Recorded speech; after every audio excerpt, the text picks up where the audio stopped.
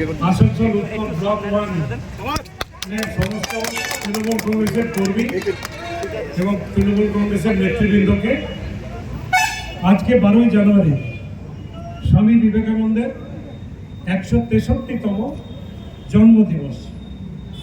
এবং আপনারা হয়তো অনেকেই জানেন না যে আজকের দিনটা 1984 সাল থেকে যুব দিবস হিসাবে পালন করা হয়, অর্থাৎ আজকে 41তম যুব দিবস।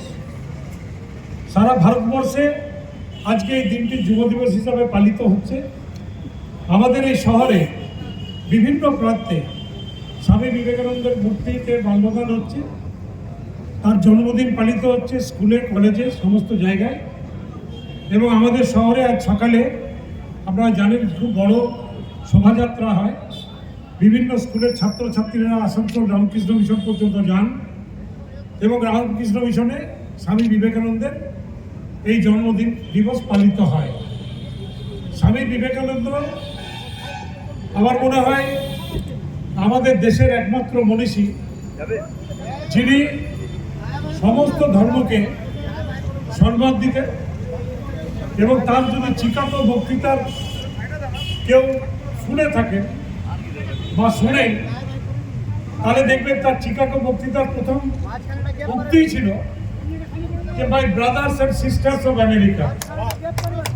অর্থাৎ যে কথা ইংরেজদের আছে, কোনো বক্তৃতা শুরুর আগে তারা বলেন লেডিজ অ্যান্ড জেন্টলম্যান, কিন্তু চিকাগোতে স্বামী বিবেকানন্দ শিখিয়েছিলেন যে বিশ্বের সকলেই তারা কিন্তু ভাই এবং বোন, এবং শুরু করেছিলেন my brothers and sisters of America.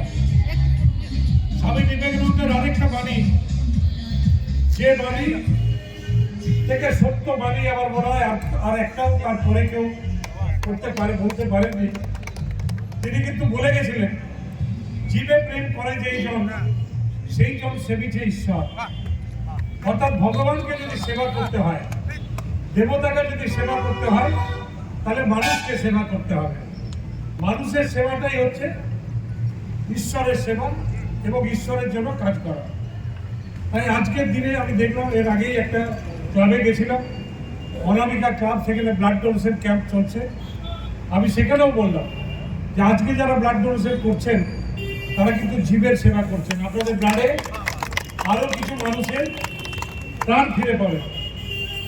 এবং এই দিনটি বা স্বামী বিবেকানন্দকে স্মরণ করার জন্য আমাদের মাননীয় মুখ্যমন্ত্রী আমাদের রাজ্যের 2011 পর থেকে সমস্ত রকম কিন্তু কাজ করেছেন। আজকে ভগ্নী নিবেদিতার নামে আমাদের রাজ্যে কিন্তু ইউনিভার্সিটি আছে। বিগত বিধানসভায় রামকৃষ্ণ ইউনিভার্সিটি বিল পাস হয়েছে শ্রী শ্রী রামকৃষ্ণ দেবের নামে। স্বামী বিবেকানন্দের নামে Swami Vivekananda merit cum scholarship আছে, যে স্কলারশিপে ছাত্রছাত্রীরা যে পড়াশোনা করেন তার সাহায্য রাজ্য সরকার করে থাকে। এবং স্বামী বিবেকানন্দকে স্মরণ করার জন্য এই স্কলারশিপটার নাম স্বামী বিবেকানন্দ স্কলারশিপ হিসাবে দেওয়া হয়েছে। এছাড়াও স্বামী বিবেকানন্দের যে বাড়ি আপনারা জানেন, আমরা শুনেছি যে এই বাড়িটি একসময় অন্য হাতে চলে যাচ্ছিল, কিন্তু মাননীয় মুখ্যমন্ত্রী সেই বাড়িকে অধিগ্রহণ করে স্বামী বিবেকানন্দের স্মৃতি রক্ষার্থে, স্বামী বিবেকানন্দের স্মৃতিতে তিনি সেই বাড়িটি আজকে বিবেকানন্দ সরণি হিসাবে গড়ে তুলেছেন। তাই স্বামী বিবেকানন্দ, আমাদের দল, আমাদের নেত্রী তৃণমূল কংগ্রেস সবসময় স্বামী বিবেকানন্দকে সম্মান জানিয়ে, প্রণাম জানিয়ে